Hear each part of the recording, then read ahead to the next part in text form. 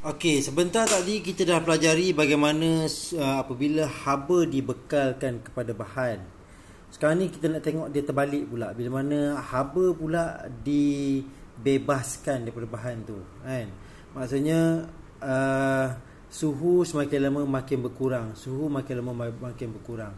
Apa yang terjadi? Okey, kalau kamu tengok graf ni daripada P ke Q, P ke Q, pada masa ni haba telah dibebaskan. Haba telah dibebaskan. Suhu semakin berkurang. Sebab apa? Kamu tengoklah dia punya graf dia makin lama makin jatuh, makin lama makin jatuh, kan.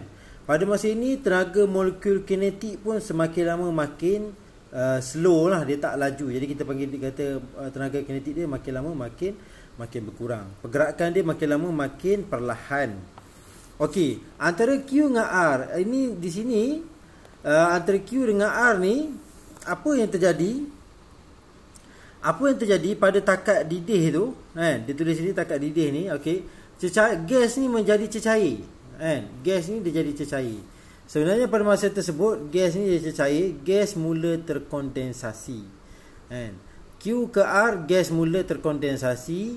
R tu semua gas sudah terkondensasi. Gas tu menjadi cecair, kan? Gas tu menjadi cecair.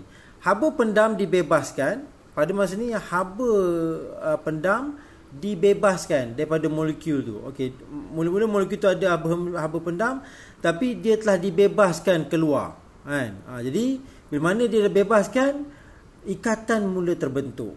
Tarikan antara molekul mula bertambah. Okey, molekul bergerak di antara satu sama lain. Tenaga kinetik molekul tidak berkurang, suhu malar. Okey, kenapa tenaga kinetik molekul tidak berkurang? Sebab apa? Pada masa ini tenaga digunakan untuk apa? Untuk menarik antara molekul, antara satu sama lain. Masa tu tenaga tu digunakan untuk kuatkan balik tarikan. Sebab tu dia punya tenaga kinetik molekul ni berkurang, tidak berkurang. Okey. Pada masa ini, selepas R ni cecair dah jadi gas, R ni turun balik kepada S, turun kepada S. Pada masa ni dia masih lagi cecair, kan? Okey, cecair mula menyejuk sehingga takat beku. Haba dibebaskan, haba mula dibebaskan daripada molekul. Suhu semakin berkurang. Okey, tenaga kinetik molekul pun semakin berkurang. Pada masa ni kamu perasan tak, di sini tenaga kinetik dia tidak berubah. Di sini tenaga kinetik dia dah berkurang. Sebab apa? Pada masa inilah haba pendam ni mula dibebaskan. Dibebaskan lagi. Dia kurang lagi. Suhu semakin lama makin jatuh. Semakin lama makin jatuh. Jadi daripada cecair dia berubah kepada pepejal. Okey, pada masa ni cecair nak pergi pepejal ni, kamu perasan tak pada takat beku ni apa jadi? Takat beku ni kamu akan dapati bahawa cecair mula membeku, cecair sedang membeku, S ke T ni sedang membeku, dan T tu adalah semua cecair dah jadi pepejal dah, beku dah. Sebab apa? Haba pendam dibebaskan supaya ikatan antara molekul mula dikuatkan. Jadi haba tu dia lepaskan, dibebaskan, dan tenaganya digunakan untuk apa? Untuk menarik molekul tu antara satu sama lain. Okey, molekul bergetar sekitar kedudukan tetap. Tenaga kinetik molekul tidak berkurang. Sebab apa? Sebab tenaga tu digunakan untuk menarik molekul antara satu sama lain yang dengan lebih kuat.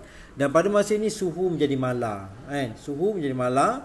Dan kamu dapat tengok bahawa semuanya cecair ni akhirnya berubah menjadi pepejal.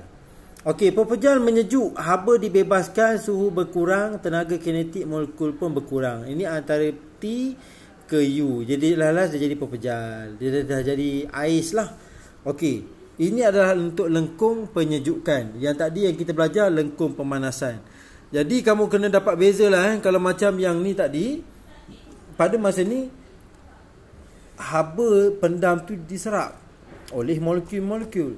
Untuk lengkung penyejukan ni, haba pendam tu dibebaskan oleh molekul-molekul. Dia bebas.